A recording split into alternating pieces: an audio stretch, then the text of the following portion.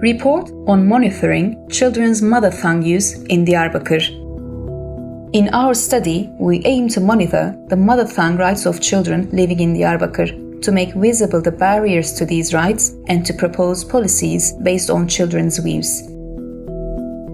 During our field activities, which we completed in 3 months, we interviewed a total of 60 people, including 20 children, 12 parents, 12 representatives of non-governmental organizations, 6 teachers, 2 school founders, 3 local administrators, 5 artists and media workers.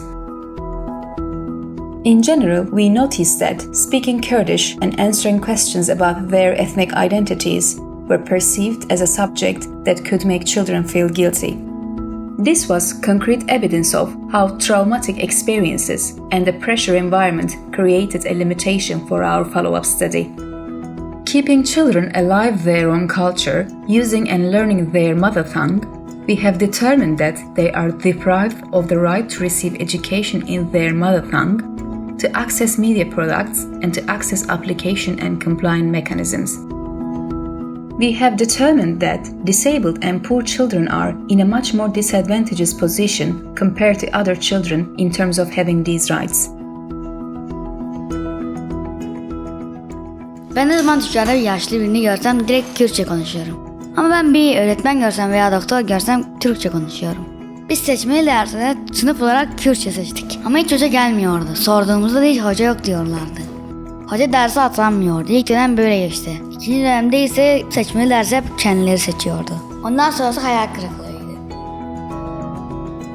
Ben burada ailelere seslenmek istiyorum. Annelerimiz, babalarımız çocuklarıyla kendi dilleriyle konuşsun. Onların ana dili neyse o dille konuşsun. Ben eğer bir devlet yöneticisi olsaydım ülkemde yaşayan Çerkez olsun, Arap olsun, Kürt olsun, Suni olsun, Hristiyan olsun, hangi ırk oluyorsa olsun o ırklara kendi dilleriyle konuşma özgürlüğünü verirdim. We believe that children are experts in methods related to their lives, and we know that they can make demands regarding their rights when they have the opportunity to express themselves. For this very reason, we hope that our report will bring a new perspective and make a substantial contribution to the studies on mother tongue rights, since it focuses on the experiences and suggestions of children.